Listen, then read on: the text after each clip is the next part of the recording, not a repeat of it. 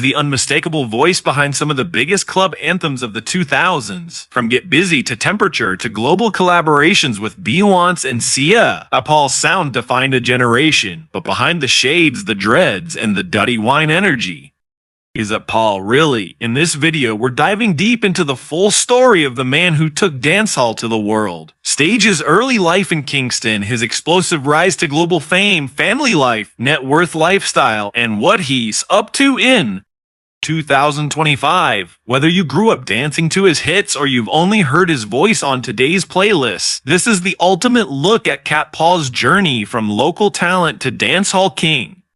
Seeing Paul Ryan Francis Henrik was born on January 1973 in the heart of Kingston, Jamaica, a city pulsing with rhythm culture and raw talent. DMC came from a diverse cultural background, his father of Portuguese and Afro-Caribbean descent, and his mother of Chinese-Jamaican roots. This unique mix of heritage shaped his worldview and gave him a global perspective early on. Wasn't always chasing beats. Before music, he was diving into sports. He came from an athletic family and was a competitive water polo player. In fact, he represented Jamaica in water polo during his teens. Discipline, teamwork, and focus. These early lessons followed him into the studio years later, but music wasn't always the plan. Scene studied hotel management at the College of Art, Science and Technology, now the University of Technology, Jamaica. Back then, he was more focused on running a resort than rocking a stage. Still, the call of dancehall was too strong to ignore. And in the streets of Kingston, where every block had a sound system and every night echoed with rhythms, that Paul was about to find his true voice. In the early 1990s, Jamaica's dancehall scene was exploding. Raw energy, street battles, and underground hits ruled the night. Don't forget to like, subscribe, and hit that. Six is a world Paul stepped into. He wasn't just watching from the sidelines, he was studying the craft, perfecting his voice, and building his style. His early collaborations with producers like Jeremy Harding gave him a foot in the door. Tracks like Baby Girl and Infiltrate put his name on the map locally, but it was only the beginning. Then came 2003, Get Busy hit the airwaves like wildfire.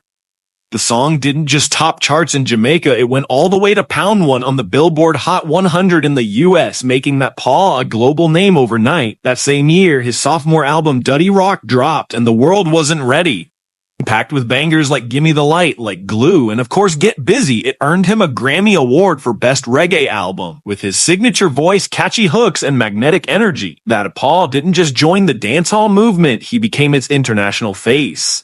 From Kingston to Tokyo to Toronto, his sound was everywhere, and just like that, the Dutty era had officially begun. After the massive success of Dutty Rock, Paul didn't slow down. Instead, he went global. His next album, The Trinity, dropped in 2005 and proved he wasn't a one-album wonder. That album gave us Temperature, another Billboard Pound 1 and dance floor favorite, We Be Burnin'. While Paul was no longer just a Jamaican star, he was a certified international hitmaker. He followed it up with Imperial Blaze in 2009, Tomahawk Technique in 2012, and Scorcha in 2022. While each album showed evolution, one thing stayed the same. Paul knew how to make the world move, but what truly kept him relevant across decades: collaborations. From Beyonce and Rita Sia, Enrique Iglesias, Clean Bandit, and Dua Lipa, Paul's voice became the secret weapon behind countless global hits, and fans couldn't get enough. Paul toured across the globe, Europe, the US, Africa, Latin America, spreading dancehall to every corner of the map. His performances, pure fire, whether it was 5,000 people or 50,000, the energy never dropped. In his own words, music was always about connection, bringing cultures together through rhythm, movement, and shared vibes. And with every album, every tour, every hit, when Paul was doing just that, behind the global fame, the flashing lights, and the dancehall dominance, when Paul leads a surprisingly grounded life. He's been married to Jodie Stewart. Henrik's a Jamaican piece of creefost and media personality. The two tied the knot in 2012 after years of dating. Jodie has been a steady presence in his life, long before the mega fame, and their bond is known to be one of the strongest in Jamaica's entertainment scene. The couple shares two beautiful children. Their first son, Lovey Blaze, was born in 2017. 2 years later, in 2019, they welcomed a daughter, Remy Lay. Paul has said in interviews that fatherhood changed his life. It gave him new purpose and a deeper sense of responsibility. While he's known for his explosive stage presence, is quite the opposite when it comes to his family life. He and Jody keep their children out of the spotlight, sharing just a few precious moments on social media from time to time. Whether he's in the studio or halfway across the world on tour, always finds time to come home to be a dad, a husband, and a real man behind the music. It's a side of him fans don't often see, but one that truly defines who he is today.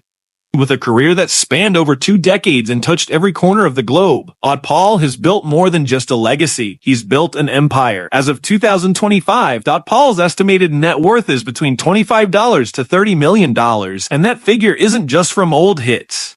It's the result of smart moves, consistent output, and a powerful brand that never fades. A big chunk of that wealth comes from music royalties and streaming revenue. His hits like Temperature, Get Busy, and No Lie still rack up millions of streams every month, earning him passive income year after year. Add to that worldwide tours and live performances, from sold-out festivals in Europe to headline shows in Africa and the Americas. Paul remains one of the most in-demand Jamaican artists when it comes to live entertainment. He's also cashed in through endorsements and media appearances, representing brands aligned with his cool, laid-back style and Caribbean roots. And let's not forget his entrepreneurial side, founded Duddy Rock Productions, his own record label that promotes rising talent in the dancehall space. Through this platform, he's nurturing the next generation while building an independent legacy. Off the stage, that Paul has made savvy investments in real estate, both in Jamaica and abroad. He's also partnered with fashion and lifestyle brands that reflect his identity, cool, confident, and rooted in culture. Whether it's a luxury villa overlooking Kingston or a studio session for his next hit, don't forget to like, subscribe, and hit that. Seeing Paul is more than just a performer, he's a businessman, a strategist, and a true example of turning fame into fortune. From dancehall king to global icon, Paul's lifestyle reflects the success he's earned, but also the humility that's defined him throughout. He owns luxury homes in both Jamaica and Miami, designed for comfort, creativity, and family. These spaces aren't just retreats, they're where the magic happens. Many of his hits were written and recorded in his personal studio right at home. When it comes to rides, that Paul doesn't hold back. His car collection includes custom Range Rovers, BMWs, and even a few sleek sports bikes. But ask him and he'll say it's not about showing off, it's about enjoying the journey and style.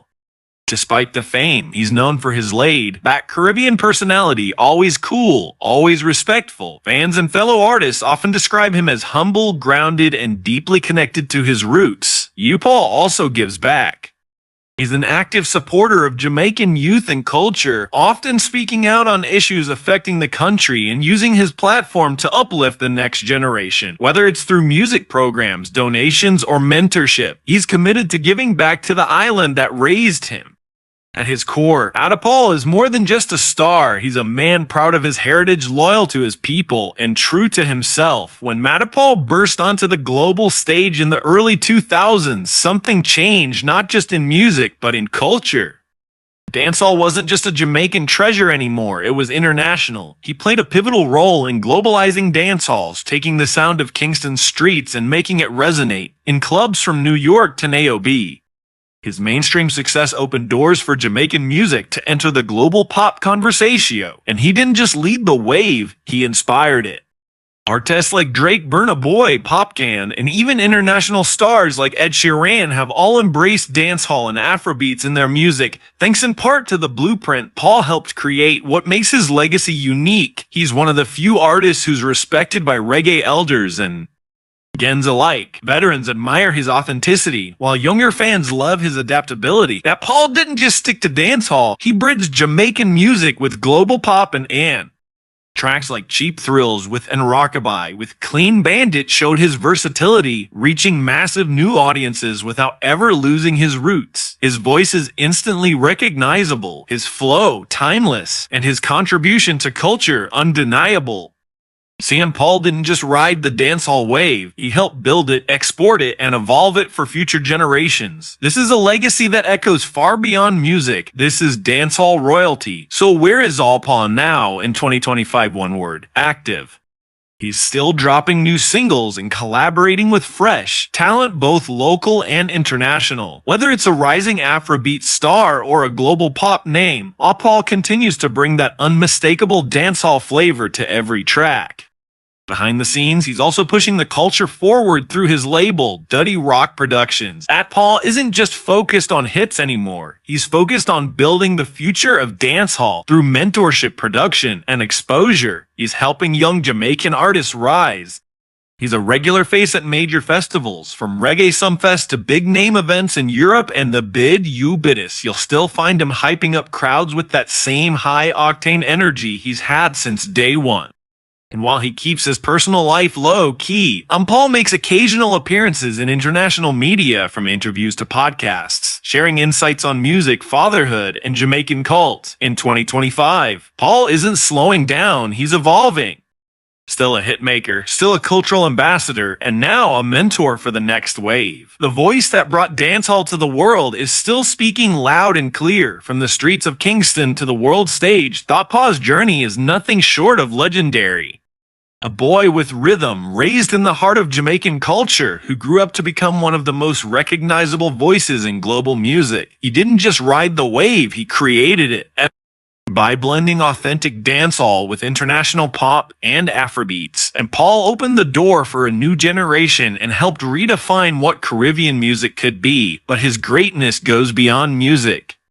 A father, a husband, a businessman, and a mentor. While Paul has proven that staying grounded is just as powerful as being famous. 2 decades in the game, countless hits, and still going strong. While Paul is more than an artist, he's a movement, and his impact timeless. Now it's your turn. What's your favorite Paul track? Is it Get Busy, Temperature, or one of his iconic collabs with Beyonce or Sia? Drop your answers in the comments below. And let's talk about the tracks that made you move. Drop your answers in the comments below, and let's talk about the tracks that made you move. Don't forget to like, subscribe, and hit that notification bell so you never miss another deep dive into the lives of music legends. More epic stories are coming your way.